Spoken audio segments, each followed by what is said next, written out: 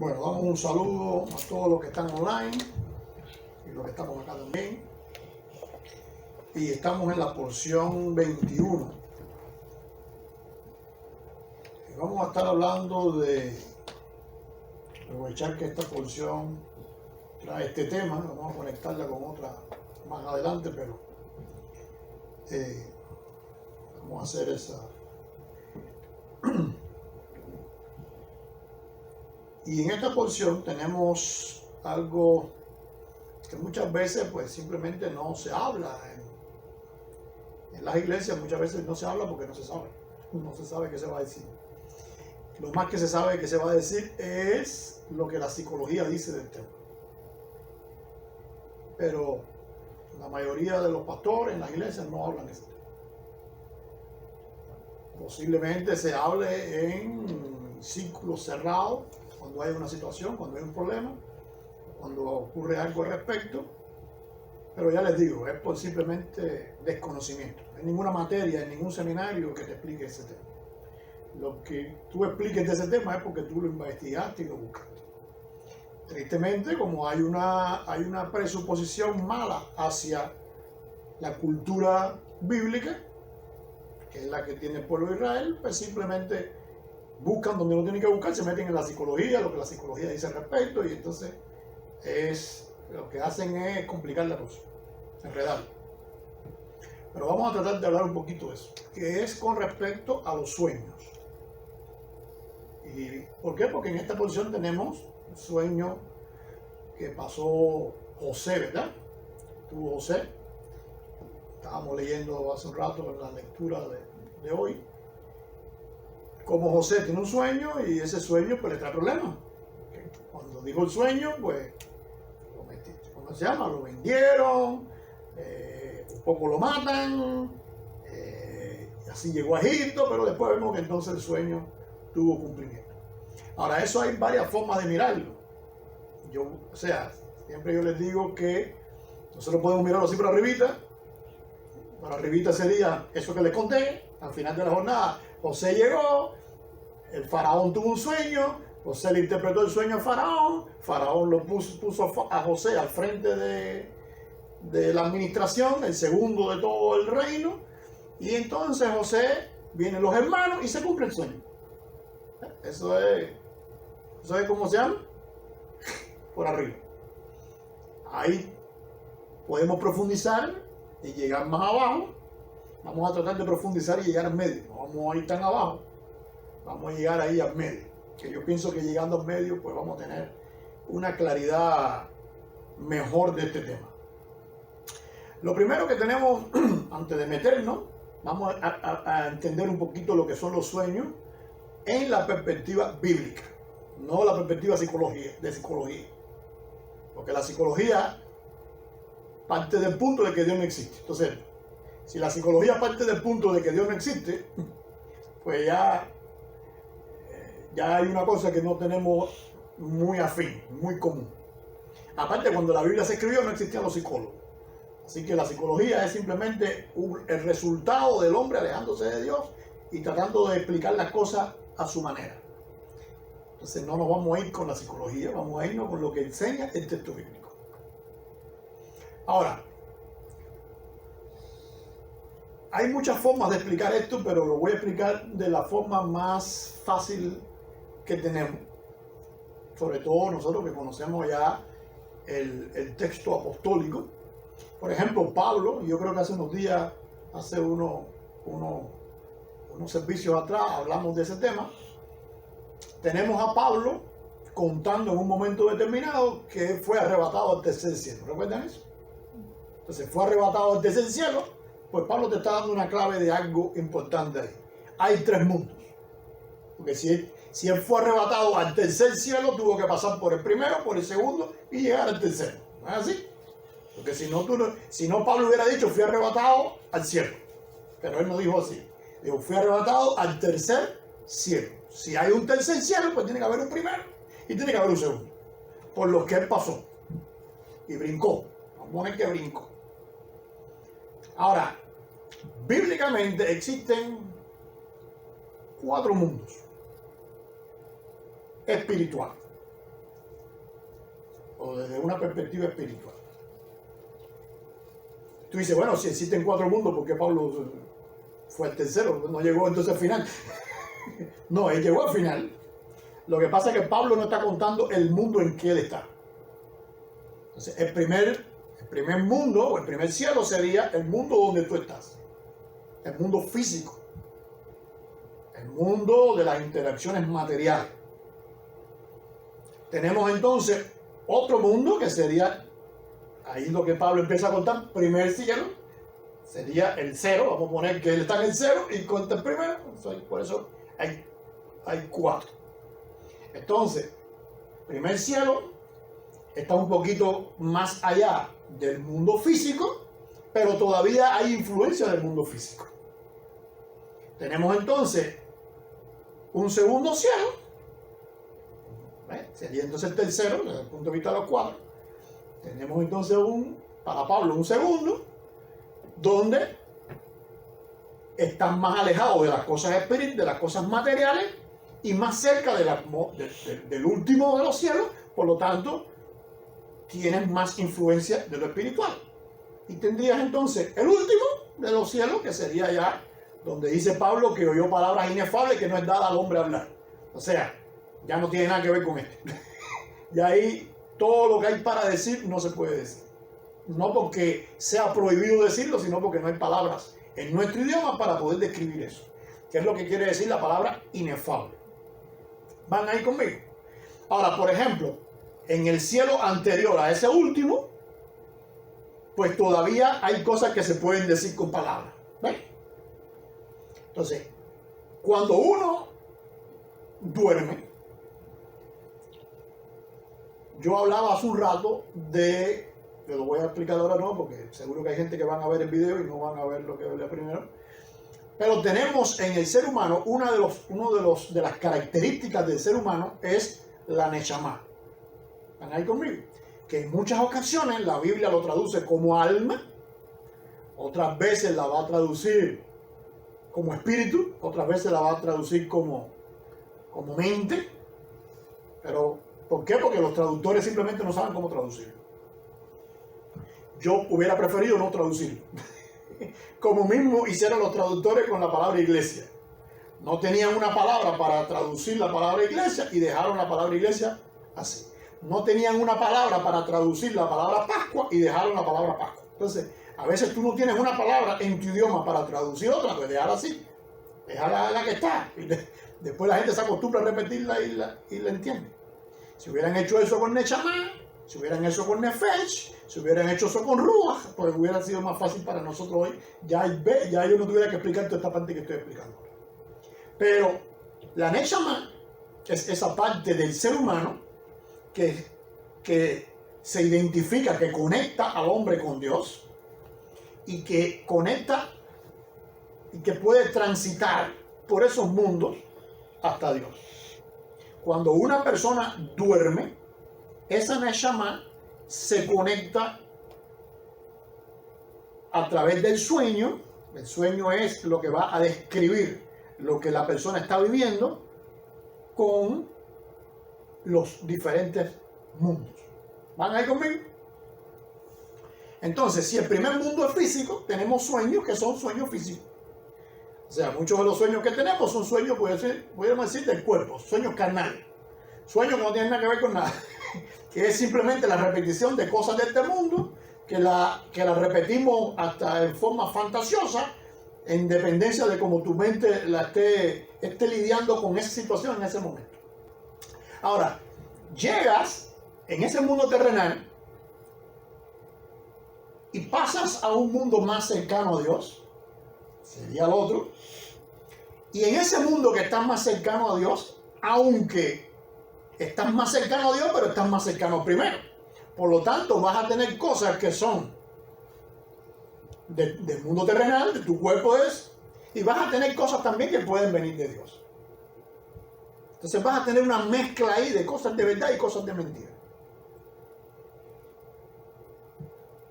Si pasas al otro mundo, pues entonces vas a tener cosas del mundo espiritual de Dios, ese mundo que Pablo decía, palabras que no se pueden explicar, pero descrita en cosas explicables.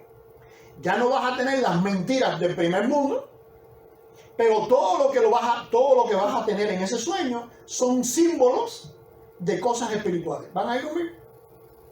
Y por último, si llegas al otro mundo, pues en ese mundo más profundo, pudiéramos decir, o más elevado, pues ahí sí vas a tener todo en vivo y en directo del mundo espiritual. Y cuando llegues acá vas a describirlo, no puedes describirlo porque simplemente sabes que tuviste un sueño tremendo, barbarísimo, espectacular, pero no puedes decirlo, no puedes contar nada porque simplemente no tienes palabras para contarlo. ¿Van a ir conmigo? Eso es lo que pasaría en cada uno de esos mundos. Ahora, cuando nosotros llegamos al texto bíblico, por ejemplo, Jacob es un experto en eso. ¿Por qué?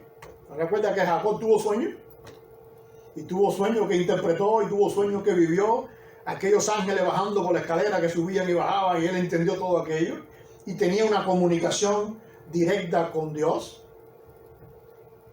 Después tuvo aquella pelea con el ángel, pero ya eso fue algo físico, no un sueño.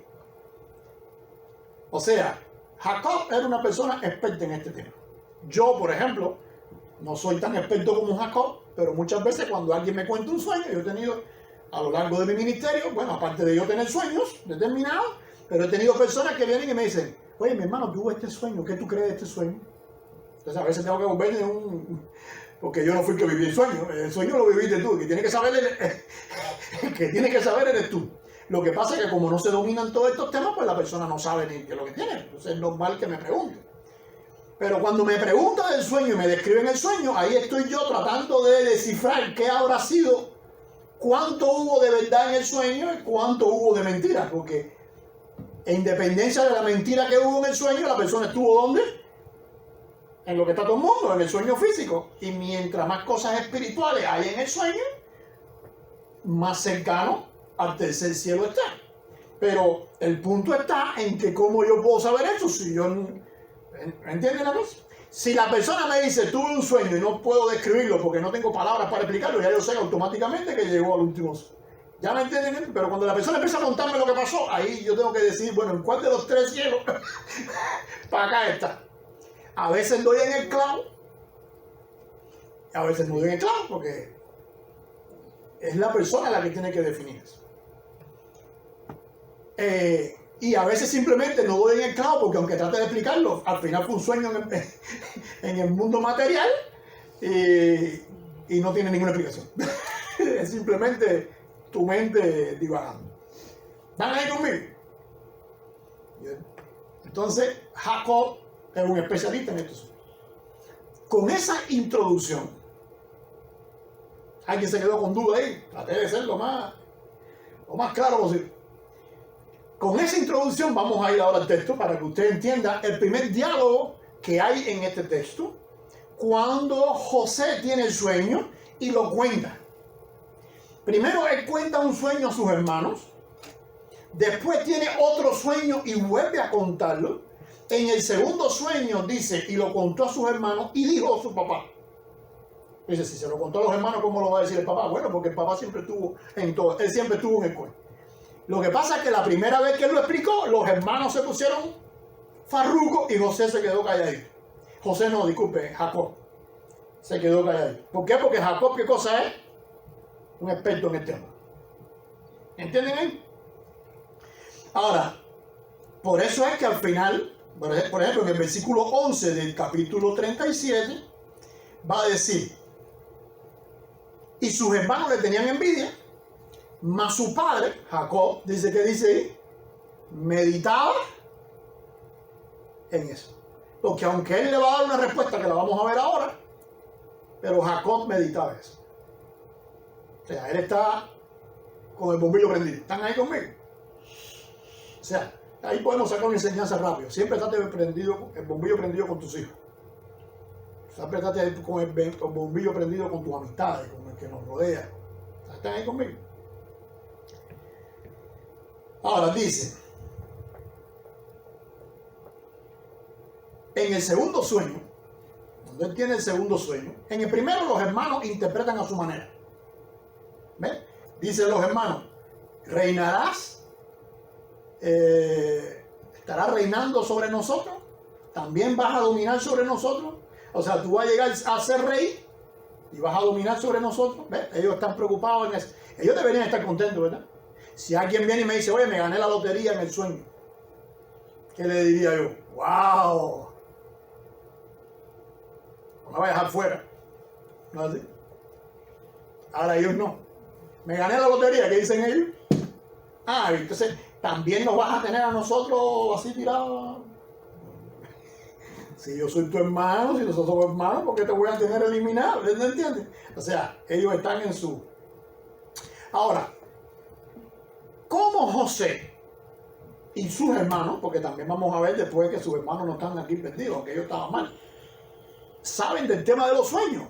Simple, porque Jacob, que es un experto en el tema, él los ha enseñado sobre ese tema. Si él no le hubiera enseñado sobre ese tema, José no venía a contar el sueño. Porque ¿cuántos sueños pudo haber tenido José en su vida? Miles de sueños, ¿verdad? ¿Y por qué viene a contar este específicamente? Porque ya él sabe distinguir entre un sueño que está jorobado y un sueño que está cerca del mundo espiritual. ¿Van ahí conmigo? Entonces, él va a contar porque él sabe que este sueño no es un sueño de todos los sueños que él ha tenido en su vida. Dice aquí que tenía 17 años cuando eso, ¿verdad? O sea, tenía 17 años soñando. Dice entonces, pero cuando él tiene este sueño, él viene a contárselo a los hermanos, ¿verdad? O sea, tenemos, pudiéramos decir que existen dos tipos de sueños en ese caminar por los mundos. Tenemos, por ejemplo, Faraón tuvo un sueño. Nabucodonosor, el rey de Babilonia, también tuvo sueños, ¿se acuerdan? Que Daniel le interpretó. Y si tú tienes sueños que son del mundo espiritual, quiere decir que tú caminaste por esos mundos, ¿no es así? Tú dirías, bueno, y como una persona inconversa y que no tiene nada que ver con Dios como Faraón, tuvo esos sueños. Como Nabucodonosor, por ejemplo, tiene esos sueños.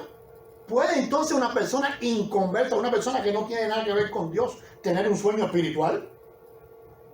La respuesta es sí. Y es bíblico.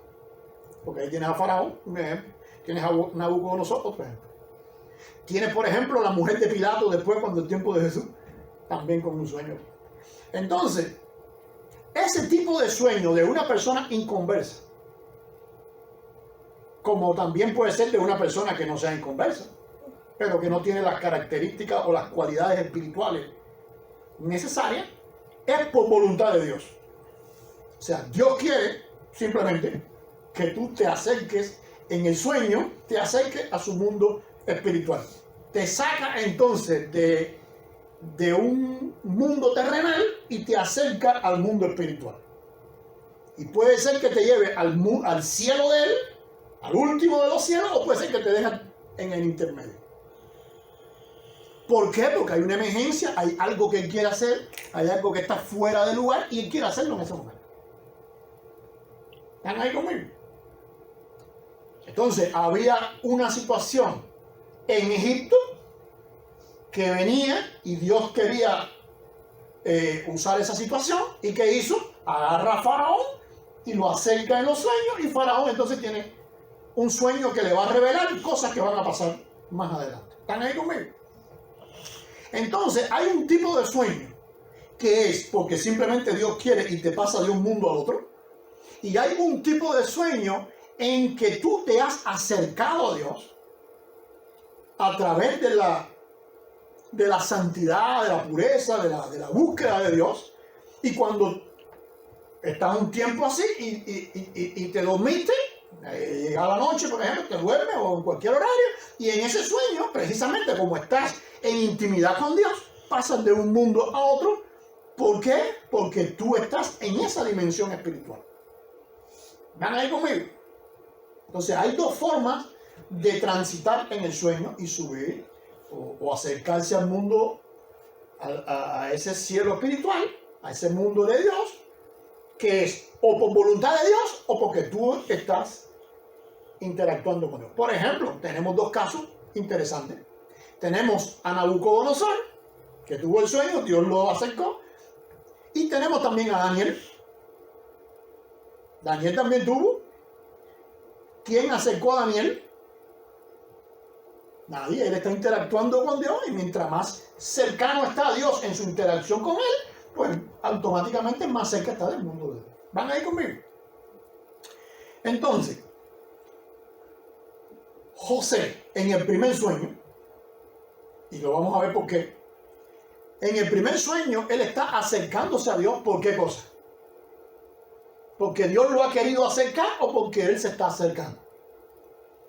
Fíjate que él tiene todo lo que cuenta de José hasta ese momento, está bien. Tenía una interacción con el padre, tenía una interacción con los hermanos, se dio cuenta que los hermanos estaban haciendo cosas incorrectas, él se separa de esas cosas incorrectas que están haciendo los hermanos, le cuenta esas cosas al padre precisamente para que el padre influencie en los hermanos, y los hermanos, él está en la santidad y está buscando cosas correctas a hacer en la vida. Sin embargo, cuando tiene este sueño, o sea, se acercó, ¿verdad? Cuando tiene este sueño, viene a contárselo a los hermanos. Te das cuenta que ahí está viendo algo que no va. ¿Qué pasó entonces? Aparentemente. ¿Qué pasó entonces? Que se echó más para acá. ¿Y eso lo sabe quién? Su padre, que tiene interacción con él y que es un experto en sueños. O sea, viene con el primer sueño y su padre no dice nada. Viene con el segundo sueño y su padre entonces va a decir. Dice en el versículo 10.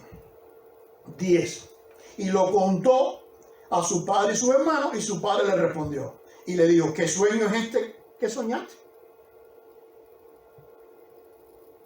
¿Acaso vendremos yo y tu madre y tus hermanos a postrarnos a ti en tierra ante ti? Porque dice que él vio al sol, la luna y las estrellas que se inclinaban ante el sol y la luna. ¿Ves? ¿Qué interpretó Jacob? Hay algo mal aquí, porque tu madre se murió. Si tú lees unos capítulos anteriores, Raquel había muerto cuando tuvo a Benjamín. Tuvo a Benjamín y Raquel muere. Entonces, ¿cómo es posible que tú hayas tenido un sueño? Entonces, Jacob lo que está entendiendo es que él estaba en un mundo arriba, donde tiene un sueño ¿cómo se llama? Con símbolos, pero de cosas espirituales. Se queda callado y dice, esto está bueno eso, ¿eh?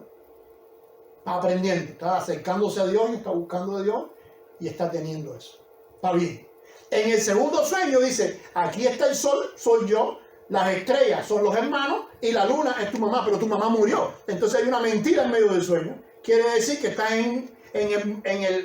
estaría lo que es el segundo mundo, donde hay cosas que son verdad y cosas que son mentiras. Entonces, ¿qué es lo que le está regañando José? ¿Qué sueño es ese que soñaste? O sea, tú estabas bien porque viniste con la arrogancia, viniste con la cosa con tus hermanos, que te estoy mirando. ¿Y qué pasó? Bajaste en tu nivel espiritual. ¿Van ahí conmigo?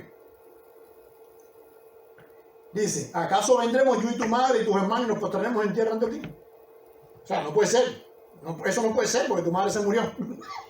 Eso no puede ser. Entonces, sin embargo, José se queda, dice en el versículo que leímos hace un rato, dice, mas su padre meditaba en eso. ¿Por qué? Porque José, voy a decir como perro viejo, como perro callejero, dice, bueno, espérate un momentito, porque eso es lo que yo interpreto, pero yo no soy el que soñé, ¿verdad? Como le decía que a veces me pasa a mí. Yo no soy el que soñé, entonces pudiera estar el sueño mal, es verdad, pudiera estar aquí, pero también pudiera ser que estuviera bien. Entonces déjame no concentrarme tanto en la mentira que hubo, que la luna es la madre. Vamos a concentrarnos entonces en la parte que hubo de verdad en el sueño. Vamos a meditar en eso. ¿Ya están conmigo? Ok. Entonces tenemos dos sueños que tuvo José. En un sueño, que está en el versículo 7, y lo que parece hasta aquí, en el texto, lo que parece es que hay un sueño que lo ha tenido en el mundo cercano a Dios, Por lo tanto, es un sueño espiritual completamente. Y tenemos un segundo sueño que parece que tiene algo que no está bien, que es la luna, y por lo tanto, no está por ver. Ahí bajó, descendió de profundidad, o de elevación, o no sé cómo decir.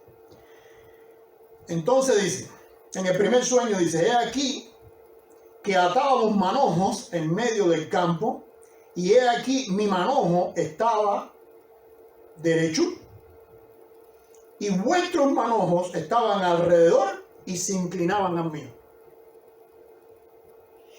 Ahora, fíjate que todo esto sucede con los manojos, no con él.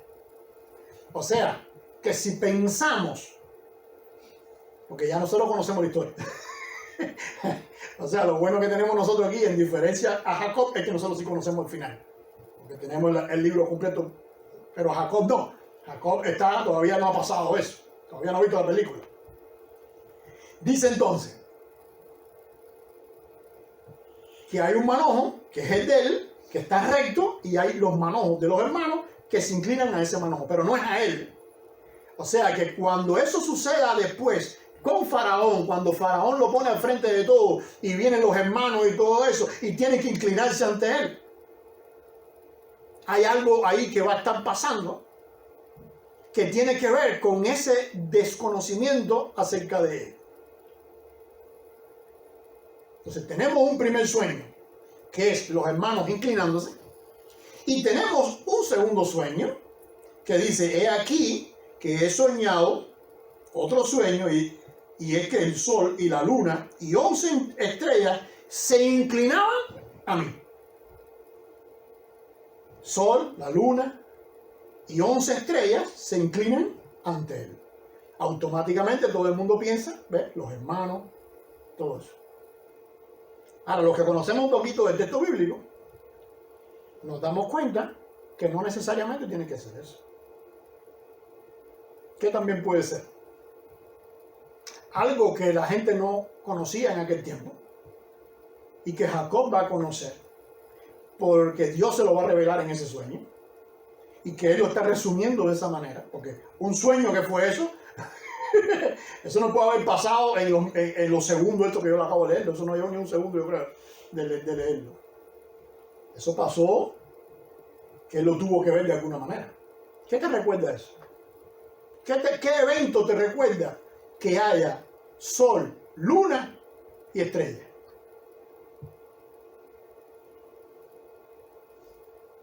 ¿Qué pasó en Génesis capítulo 1, verso 14? Cuando Dios creó todas las cosas. Dice que Dios creó el sol, la estrella y la luna. ¿Para qué? Los muere. Y cuando nosotros miramos después en la ley de Adán y Moisés, vamos a ver que muchos de los Moed son precisamente lo que tiene que ver con la siembra. Por ejemplo, tenemos la siembra de la cosecha, tenemos que hay una cosecha en invierno, tenemos que hay una cosecha en verano, y todo eso se sabe a través de los Moadim en función de cómo esté el sistema planetario. O sea, hoy en día sabemos, y déjame explicarte, porque para Israel eso es sumamente importante, casi la mayor parte de la información que está en el Talmud es con respecto a la siembra. Ahora el pueblo de Israel está fuera de Israel. ¿Y qué cosa es Israel? ¿Qué cosa es la tierra de Israel? ¿Qué es lo que tú ves ahí? Desierto, semidesierto. Ahora mismo, por ejemplo, estamos en las imágenes de Gaza, con este tipo de bombas y toda esta cosa. Y en Gaza, ¿qué es lo que hay? Edificios y arena. No hay más nada. Ahí no hay una mata. Sin embargo, tú pasas la muralla de Gaza para Israel, a donde se metieron los terroristas, y todos esos kibbutz, todos esos barrios donde ellos se metieron y masacraron ahí a los judíos que vivían ahí, ¿qué cosas son? Barrios de cultivo. Se dedican a cultivar. Y tú dices, ¿cómo puede ser que de la muralla para acá haya cultivo y de la muralla para allá no? Simple, porque no saben. No saben cómo hacerlo. Los judíos saben cómo hacerlo, saben cómo hacerlo. ¿Quién les enseñó a los judíos cómo hacerlo? Dios. ¿A través de qué? De los Moadim, de las estaciones. ¿Están ahí conmigo? Entonces, ¿qué es lo que está recibiendo Jacob aquí? En un sueño, algo que va a pasar. En el segundo sueño, algo que también él va a pasar, pero que lo va a aprender. ¿Que tiene que ver con qué cosa? Con la siembra, con hacer prosperar la tierra, llevar la tierra a su máximo esplendor. Que hoy en día, tú te imaginas que esas imágenes que tenemos de hace 70 años atrás, de la tierra de Israel, desierta, hoy tenemos a los judíos viviendo ahí y son los principales portadores de naranja. ¿Cómo es posible que durante 1900 años eso haya sido un desierto y que llegan los judíos de buena primera ahí a la tierra prometida, pero prometida a quién? ¿A quién se la prometieron? ¿Cómo es posible que la tierra que fluye leche y miel, que dice la Biblia, porque para que fluya leche y miel, ¿qué tiene que haber? Para que fluya leche y miel tiene que haber vaca, tiene que haber oveja, eso es lo que da leche, y para que haya miel, ¿qué tiene que haber? Tiene que haber abeja, y si hay abeja, tiene que haber flores, tiene que haber mata, tiene que haber cultivo, tiene que haber. Entonces, si es una tierra que fluye leche y miel, ¿cómo es posible que en 1900 años, desde que los judíos salieron de Israel hasta que regresaron en 1946, eso era un desierto ahí? Y ahora esa gente llegan de nuevo después de 1000 años y vuelve a la tierra a dar leche y miel. ¿Por qué? Automáticamente pensamos, porque Dios bendice, ¿es verdad? ¿Cómo bendijo Dios? Dándole la clave, dándole la fórmula de cómo hacer eso. ¿Están ahí conmigo?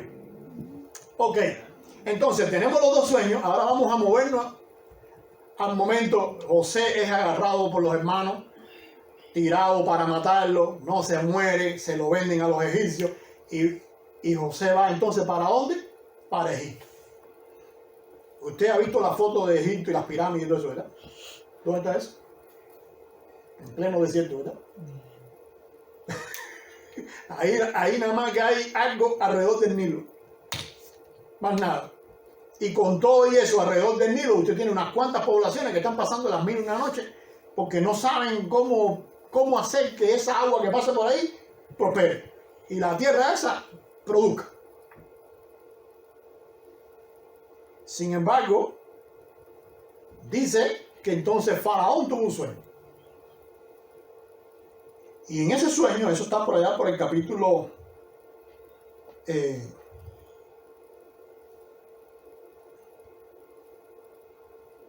capítulo 41. En ese sueño, Faraón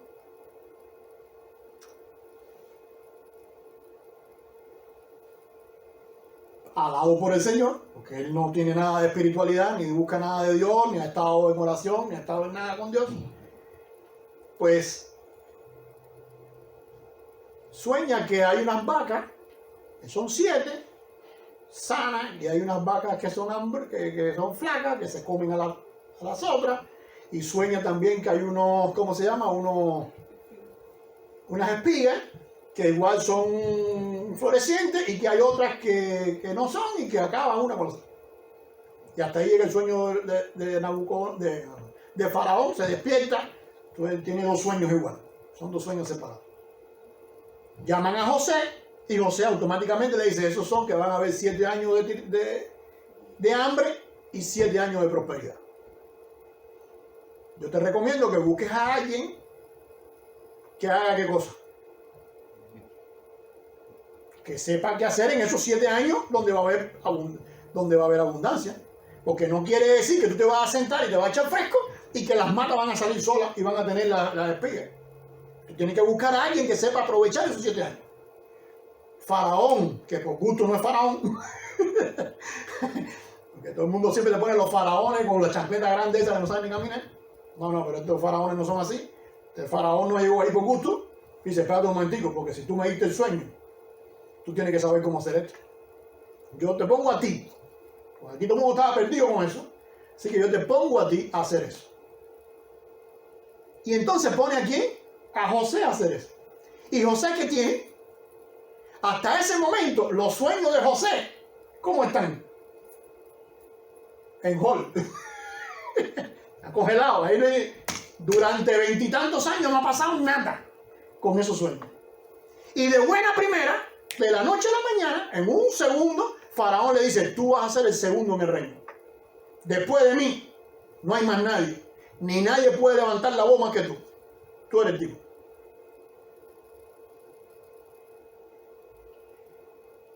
¿Qué pasa con José? ¿Qué vino a la mente? ¿Qué viene a la mente? El sueño. ¿Cuál sueño? El primero, porque ya lo pusiste de Señor. Donde todo el mundo se tiene que inclinar ante él. Inclusive hay una frase interesante aquí. En el versículo... a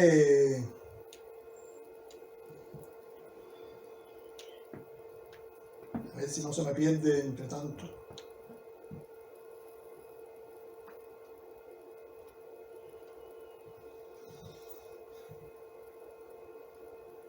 Ok, versículo 43, dice que Faraón lo hizo subir en su segundo carro y pregonaron delante de él, ¿qué cosa? ¿Qué había que pregonar delante de José? Doblen la rodilla. Podían haber pregonado otra cosa. Oye, obedezcan a este hombre. Oye, no, dobla la rodilla. José, que gracias a su padre es un experto también en sueños, y que tenía esos sueños en hold, automáticamente casi, primer sueño. El segundo sueño, ¿qué cosa hace con el segundo sueño? Bueno, el segundo sueño es lo que va a usar para hacer que prospere la tierra en 7 años. Dice, versículo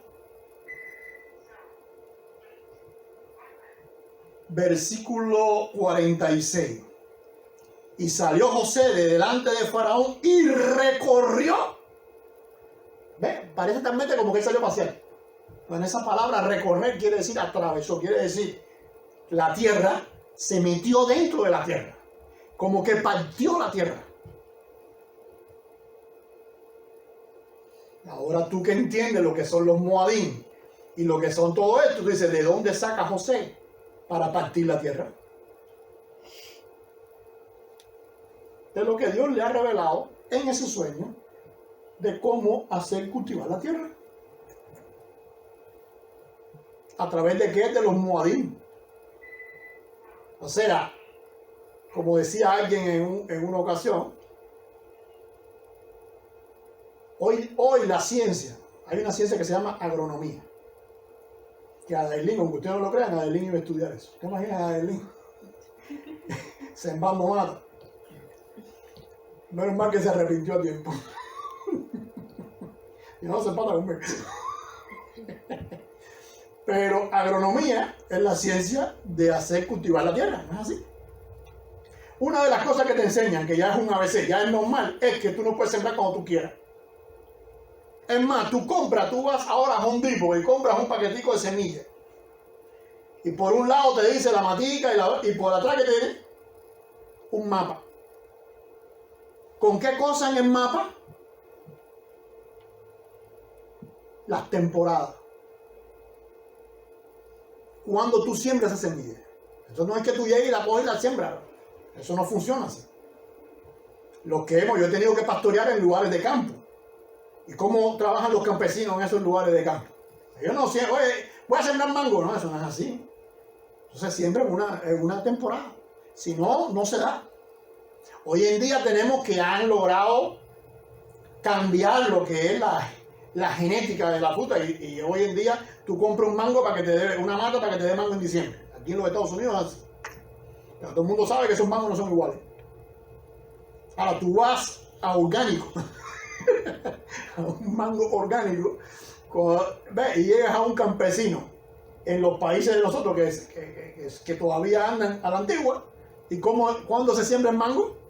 Hay que sembrarlo en una fecha de esto. No es cuando tú quieras. Lo mismo sucede con el café, lo mismo sucede con todo. Eso es lo que simplemente Dios le ha revelado a quién, a José. Y Dios le está diciendo ahora a través del sueño de Faraón, hay 7 años, y en esos 7 años parte la tierra. Recorre la tierra. Éntrale de lleno a la tierra. Ahora, sabemos que José tuvo 2 hijos, ¿verdad? Efraín y Manasés. Que es la bendición que se le hace a los niños en el Shabbat, ¿verdad? Que Dios te haga como Efraín y Manasés. Ahí después, en otro capítulo más adelante, dice eso. Cuando bendigas, bendícelo con los nombres de ellos. Y esa bendición no es un invento de nadie, eso está ahí, en ese texto. Sin embargo, el nombre de Manasés tiene que ver con estos sueños y el nombre de Efraín también tiene que ver con estos sueños. Fíjate cómo lo que se traduce en Efraín dice, versículo 52. Y llamó el nombre del segundo Efraín, porque dijo, Dios me hizo fructificar en la tierra de mi aflicción. Imagínate tú que Faraón hubiera puesto a José, ok, hazte cargo los 7 años esto, y que no hubiera salido una mano. ¿Dónde termina José? En la barriga de un cocodrilo en el Nilo,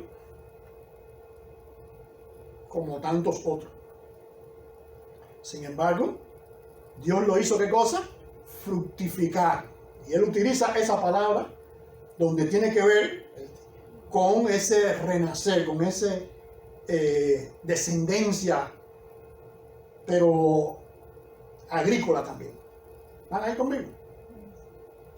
O sea, que tenemos entonces a José con 2 sueños. Uno se cumple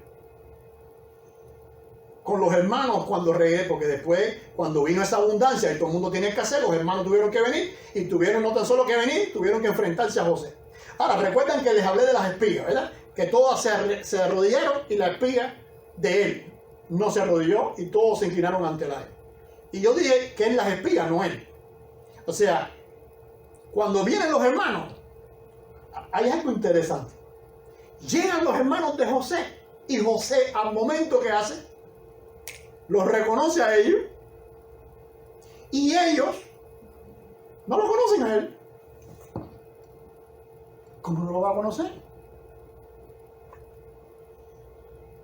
Es que pasaron 60 años. No es que pasaron 20 años. Yo he cambiado. Los 20 años atrás no estaba tan diferente ahora. De 17 a 30, a ver, 17 más 22, ¿cuánto es? 39. Ahí. La persona cambia tanto de 17 a 39. Supongamos que cambió, él no es hijo de José, él no es hijo de Jacob. ¿A quién se va a parecer? ¿No se va a parecer a Jacob? Lo tiene que conocer más. Pero ellos no lo conocieron. Ok. Es que a veces a mí me ha pasado así, ¿ves? Que veo una persona años después. Yo hace poco vi a mis hermanos de crianza, después no sé cuánto, casi de esa misma fecha, y yo a los 2 los conocí al momento. Están más viejos, más arrugados, más uno medio calvo, pero los 2 los conocí. Y cuando ellos me vieron a mí, ¿qué pasó? También me conocieron. Entonces, ¿por qué no lo conocieron? Bueno, porque Dios está haciendo cumplir el sueño. Las espías no se arrodillaron ante él. Cuando los hermanos vinieron, ellos se arrodillaron ante su hermano. ¿Ante qué se arrodillaron ellos? Ante un tipo que ellos no han reconocido, ellos no conocen quién es, pero no es el tipo el que me interesa a mí. ¿Qué es lo que me interesa a mí? La espiga, el trigo que tienen ellos, que no lo van a vender.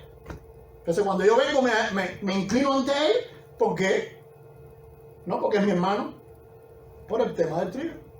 Que eso mismo fue lo que pasó. Ellos se inclinaron por eso.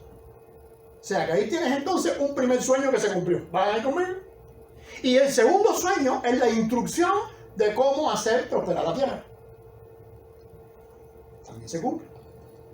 Tenemos entonces 2 sueños. La pregunta es, ¿y por qué son 2 sueños? ¿Y por qué Dios no se lo dio todo en uno? ¿No era mejor? ¿Por qué Dios no le hizo todo en uno? Un 2 en 1, ¿no? Ya eso no existe hoy, los 3 en 1, pero cuando yo era joven tener un 3 en 1 era algo importante. Un 2 en 1, ¿por qué Dios no le puso un 2 en 1? Simple, porque son las 2 cosas. Porque son 2 sueños, pero también es un sueño.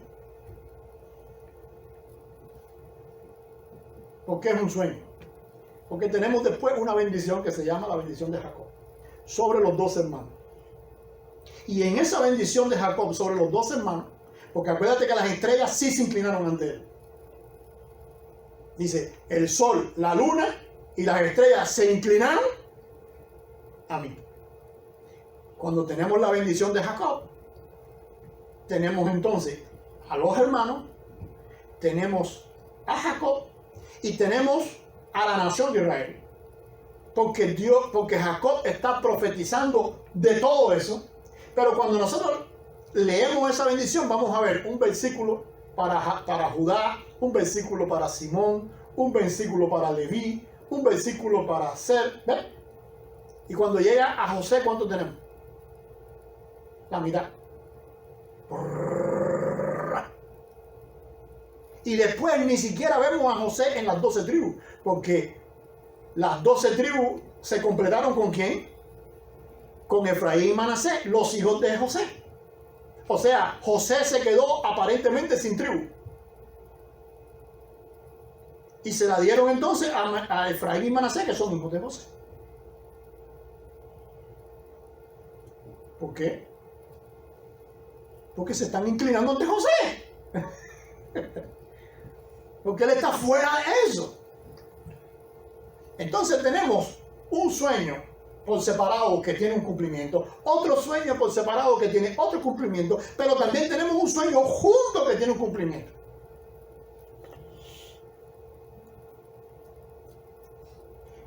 La pregunta sería, ok, todo se cumplió hasta ahí, perfecto. ¿Y por qué Moisés escribe eso? ¿Por qué Moisés lo escribe? Si sabemos que Moisés está escribiendo Torah. ¿Por qué Moisés va a escribir esos detalles? Que es una historia, debo decirte, de todas las historias de esos primeros años, esa es la más triste. Porque ¿tú te imaginas que los padres de Israel sean estos hermanos tan descabezados? ¿Por qué no empezó a contar a partir de ahí? José, que no veía a sus hermanos, llegó a ser, podía empezar la historia así. José, que no conoció a sus hermanos, o que no vivía con sus hermanos, llegó a ser el segundo de Faraón. Un día hubo una crisis, ¿ves? Y a partir de esto, llegan los hermanos y se emocionaron y se quisieron toda la vida. Ya. ¿Por qué no contó eso así? Porque tuvo que contar el detalle. ¿Será entonces que esos sueños no solamente tienen un cumplimiento para José, tienen un cumplimiento para los hermanos, sino que también tienen un cumplimiento para el futuro? Bueno, sabemos que Jesús es llamado el siervo sufriente. ¿Y quién traicionó a Jesús? Porque muchas veces la gente dice, los judíos mataron a Cristo. No, eso no es falso. Eso no es histórico, ni es real, ni es legal. Porque los judíos no podían matar a nadie. Por una simple razón. Estaban sometidos por Roma. Y quien decidía era Roma. ¿Quién mató? ¿Los católicos? Con eso ya me van a querer crucificar. Sí, porque los católicos son los que han metido esa mentira, ese tupe de que los judíos mataron a Cristo. No fueron los judíos, fueron los romanos. Porque ¿quién firmó para que lo mataran? ¿Y quién dijo? Mátalo. Poncio Pilato, acuérdate, te lavaste las manos, sí, mi hermano, te lavaste las manos, pero tú fuiste que lo mandaste a matar. Déjate de cuento chino, porque simplemente ellos necesitaban la firma tuya. Tú no querías que lo mataran, que es lo único que tiene que hacer Pilato. Oye, no. Yo no encuentro nada malo, por lo tanto no lo matan. No, él no encontró nada malo, firmó para que eso y después se hizo pasar el cómico. No, yo me lavo las manos. ¿Están ahí conmigo? Y quien mata a Jesús no es los judíos, es Roma. Y después tenemos entonces, por eso yo digo que los católicos después me quieren crucificar, porque acuérdate que la iglesia católica se llama Iglesia Católica Apostólica y Romana. Pero ellos, para quitarse de arriba esa marca, los judíos mataron a Cristo. La gente no lee la Biblia, vete a los crucifícale. ¿Quién gritó eso? Los judíos. Entonces los judíos lo mataron. No, los judíos no lo mataron. Los judíos lo traicionaron, que es diferente. Los hermanos de José lo agarraron, lo tiraron en el pozo y se murió José. No, tú querías matar lo que tenían que hacer ellos nada más. Ciérralo. que se pudra ya lo mataron. O tírale un par de cocodrilos ahí en el huevo, ya un par de serpientes, tíraselo ahí. Ya, matado. No se murió, ok, una piedra, boom. No se murió, bueno, vamos a bajar nosotros y lo buscamos ahí abajo. Mira tú cuántas cosas podían hacer para matarlo. Pero sin embargo lo sacaron y ¿qué hicieron? Lo vendieron. ¿Lo vendieron como qué? Como esclavo. El hijo de papá, fíjate que ellos tenían buena posición. El hijo de papá es vendido ahora como esclavo. José en su vida había tirado un chícharo de ese tipo y ahora es esclavo. ¿Qué hicieron ellos? ¿Lo mataron? No. Ellos lo traicionaron como hermanos. Entonces son hermanos que traicionan a quién? A su hermano. ¿Qué hicieron los judíos con Jesús? Hermanos, porque ¿de dónde nació Jesús? ¿No era judío? Hermanos que traicionaron a quién? A su hermano. Por eso es que entonces a Jesús se le llama, en el lenguaje hebreo, por ejemplo, se le llama Ben Yosef, el hijo de José. Pero también se le llama, en un lenguaje más cristiano, el siervo sufriente. Por ese sufrimiento. Por esa la semana de la pasión que le llaman. Sin embargo, ¿en qué termina todo? De José. Los hermanos inclinándose a él. ¿En qué terminó Jesús? ¿Te acuerdas la primera predicación de Pentecostés? Varones, hermanos, ¿qué haremos? Todos los cogieron a Pedro a predicar. ¿Y Pedro qué le dijo? Arrepiéntense y bautícense. Y ese día se bautizaron y más de 3,000 personas. Ahora, ¿toda la nación de Israel ha venido a Jesús? No. Pero en algún momento, dice Pablo, todo Israel será santo. ¿Están ahí conmigo? Ahora, volviendo entonces al tema, no quiero irme por esa vertiente que es muy atrayente. Resumiendo, los sueños son ¿qué cosa? O porque nos acercamos a Dios nosotros, los sueños que vienen de Dios, o porque nos acercamos a Dios nosotros y pasamos esos mundos, o porque Dios nos lleva a pasar por eso. Quiero cerrar con un texto que está en Hechos capítulo 2, un texto muy conocido seguro. Hechos capítulo 2. Y no me voy a meter en él, solamente lo quiero leer.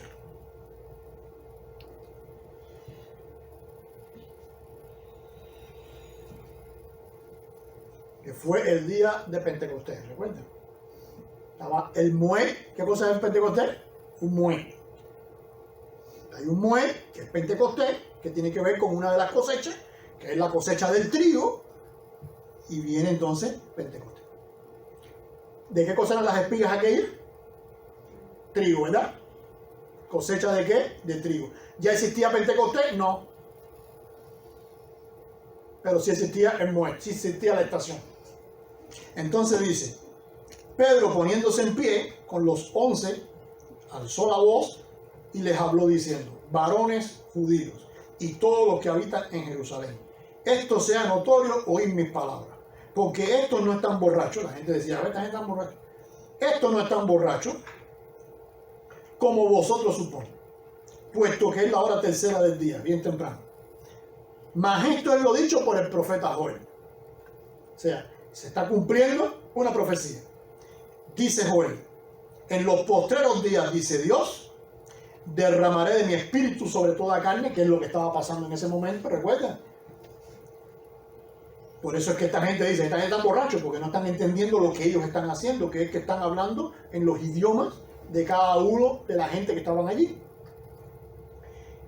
Y en los postreros días, dice Dios, derramaré de mi espíritu sobre toda carne, y vuestros hijos y vuestras hijas, ¿qué cosa? Profetizarán. Vuestros jóvenes verán visiones, y vuestros ancianos, ¿qué dice? Soñarán sueños. De cierto, sobre mis siervos y sobre mis siervas en aquellos días derramaré de mi espíritu, y profetizarán. Ahora fíjate que dice, los ancianos soñarán sueños. ¿Qué tipo de sueño es ese? Porque Dios los pasó de un mundo a otro, o porque ellos son los que están pasando. ¿Quiénes son los que van a soñar sueños? Dice ahí, los ancianos. ¿Quiénes son los ancianos? ¿Los viejos? No. Las personas que están siendo experimentados en qué cosa? En la fe. Los gabay, los que tienen que liderar, los que están saliendo de la inmadurez espiritual. Entonces, cuando tú sales de la inmadurez espiritual, cuando tú sales de ese mundo primero material, ¿cómo tú sales de ese mundo primero material? A través de la oración, a través de la intimidad con Dios. Por eso le preguntan a Jesús, ¿qué es lo más importante de todos los mandamientos para hacer? De todos los mitzvot, ¿cuál es el más importante? ¿Qué dijo Jesús? Shema Israel, Adonai Eloheinu, Adonai Echad. ¿Qué cosa es el Shema? ¿No es el devocional? Pues entonces lo más importante para hacer, ¿qué cosa es? El devocional. Y cuando tú tienes devocional diario, a la manera de Dios, y cada vez te acerca más a esa manera de Dios, pues automáticamente tú estás siendo anciano en la fe. Y cuando estás siendo anciano en la fe, estás madurando en la vida espiritual. Pues automáticamente, cuando tú sueñas, ¿qué sueñas? ¿En el primer mundo o en el segundo? Vas subiendo de segundo a tercero a cuarto. Por eso es que Pablo, fíjate la humildad de Pablo, fíjate a cuán experimentado se volvió Pablo, cuán anciano se volvió Pablo. Que dice Pablo, conozco un hombre que fue arrebatado al tercer cielo. ¿Se acuerdan? Dice, si en el cuerpo, no lo sé. Si fuera del cuerpo, no lo sé. Dios lo sabe. Y comienza diciendo, no me gusta vanagloriarme, pero ustedes me están obligando. Voy a venir a las visiones. O sea, la humildad de Pablo es tanto en este momento que contarles esa historia solamente, ya él estaba descendiendo de un mundo más santo, más espiritual en su vida, a un mundo más carnal. Inclusive después dice, ustedes me han hecho pecar. Y tú dices, bueno, espérate un momentico, pecado, ¿qué cosa es? Robar, asesinar, adulterar. Eso es pecado. ¿Cómo contarle eso es pecado? No, el asunto es que él está. Si él está diciendo, yo estoy en el tercer cielo, donde hay palabras inefables que no está al hombre hacer, ¿dónde está él? En el último. Pero bajar al que está anterior, que para ustedes ya es aquí arriba, ya para mí es pecado. ¿Entienden ahí? Por eso es que la Biblia dice, al que mucho se le da, ¿qué hace Dios? Mucho se le demandará. Entonces, Pablo tiene la posibilidad de estar en este cielo y se baja para poderle contar a ellos eso, porque lo están atacando a él y están diciendo que él está mal. Y Pablo dice, ¿cómo voy a estar mal si estoy en este? ¿Cómo usted me va a decir que estoy mal si usted no tiene la más mínima idea de lo que es este mundo? Pero para hacer eso tuvo que, ¿qué cosa? Bajarse a uno inferior. Por eso es que él después va a decir, cuando soy débil, entonces que soy fuerte. O sea, ustedes me han hecho pecar, ahora tengo que volver a fortalecer, tengo que ir para allá. Ahora, en este texto de Hechos, dice, vuestros ancianos soñarán sueños. Nuestra meta en Way Up es que podamos llenarnos de ancianos. Que no tenemos, pero que nos podamos llenar de ancianos.